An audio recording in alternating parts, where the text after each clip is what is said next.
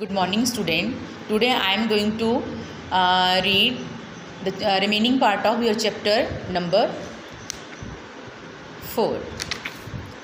Being used to manual labor, they found the work very tiring.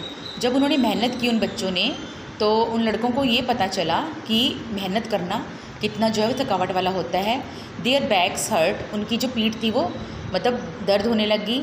Their hands were rough and sore and their silken claws were all but ruined. अब क्या था कि जो उनके हाथ थे वो एकदम जो नरम हाथ थे वो सख्त हो गए और उनके जो थे हाथों में घाव भी हो गए और जो उन्होंने सुंदर सिल्क वाले कपड़े पहने थे वो भी जो थे वो ख़राब हो गए. But they continue to dig. The season changed, लेकिन वो लगातार खोदते रहे और जब मौसम बदला, विंटर गेव टू स्प्रिंग, जब सर्दियाँ थी जो बसंत ऋतु में चेंज हो गई थी. The trees sprouted fresh green leaves, और पेड़ों पे नए जो पत्ते थे वो अंकुरित होने लगे. These in turn grew bigger and turn to a darker shade of the green, वो धीरे धीरे जैसे बड़े होते गए और वो घने होते गए और वो बिल्कुल जैसे थे वो हरे भरे हो गए, मतलब गहरे. डार्कर मीन्स की गहरा हरा रंग जैसे पत्तों पे आना लग गया, क्योंकि वो पेड़ भर चुके थे. जैसे कि पहले आपने इस चैप्टर में पढ़ा था कि उनके जो थे उन्होंने अपने पत्ते जो थे पेड़ों के झड़ गए थे. और लेकिन जब नया सीज़न आया स्प्रिंग सीज़न में उनके पेड़ों पर नए पत्ते आ गए और वो हरे भरे हो गए. द सन्स नोटिस नथिंग, लेकिन जो लड़के थे उन्होंने कुछ ध्यान नहीं दिया. दे carried on their search for the treasure, वो खजाने की खोज में ही लगे रहे. बट फाउंड ओनली स्टोन्स, लेकिन उनको सिर्फ पत्थर मिले. विच दे थ्रू आउट, जिनको वो बाहर निकाल कर गिराते रहे. After a while blossoms appeared on the fruits trees, अब धीरे धीरे क्या था कि पहले पत्ते निकले, फिर जैसे कलियाँ निकलती हैं आप लोग देखते हो फ्रूट के पेड़ों के ऊपर, वो निकलने लगी. By the trees all are ablaze with pink and white flowers. अब क्या था कि जो पेड़ थे वो सफ़ेद और गुलाबी फूलों से भर गई. द एप्पल ब्लॉसम व स्नोई वाइट, जो एप्पल के फूल थे वो बर्फ़ की तरह थोड़े वाइट कलर के थे. And the cherry blossom are beautiful rose pink, और जो चेरी थी उसके जो निकले थे फूल से पहले, जिस तरह से उसको हम बोलते हैं कि फूल से पहले का जो पार्ट होता है उसको ब्लॉसम, मतलब वो खिल रहे थे, गुलाबी रंग के थे वो. द टू ब्रदर्स सा नॉन ऑफ दिस, लेकिन दोनों भाइयों ने कुछ भी नहीं देखा. दे डग एंड दे डग, वो खोदते रहे searching for the promised treasure, जो उनको मतलब उनके पिता ने बताया था कि यहाँ पर जो है खजाना है, उसको वो खोजते रहे.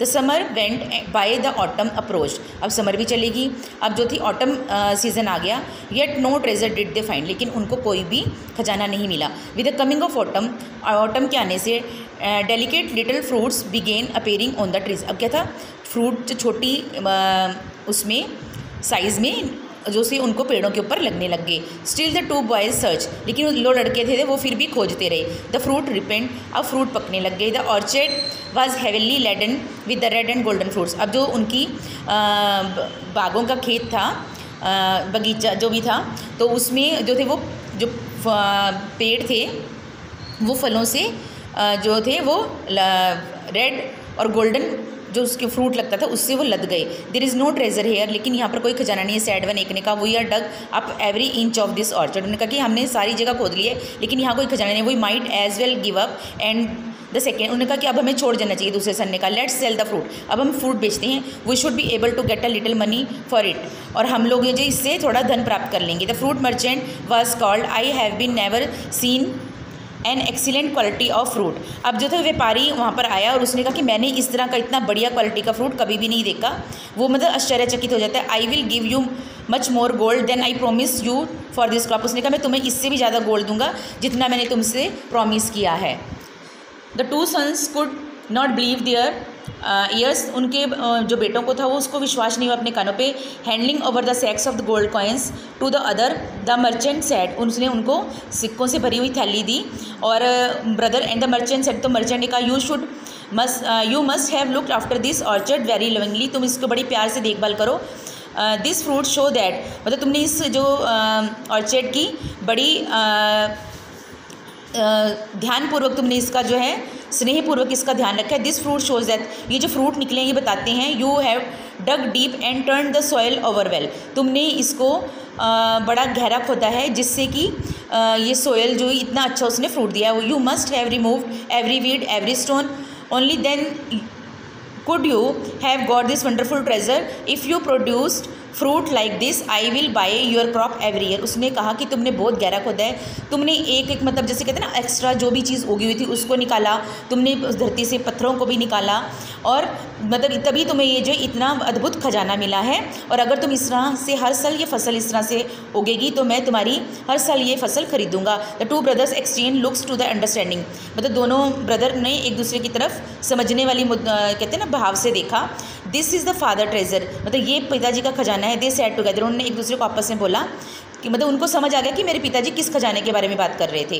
Golden orange and peaches, Ruby red apples and cherries and bags of gold in payment. उस मतलब वो समझ गए कि इस तरह से अगर हम फसल उगाएंगे तो हमें जो खजाना है, जो हमारे पिताजी जिसके बारे में बात कर रहे थे वो मिलेगा। तो इस लेसन से वो ये समझ गए कि मेहनत करने से ही हमें फल प्राप्त होता है और उस फल से हमें जो है वो धन प्राप्त होता है।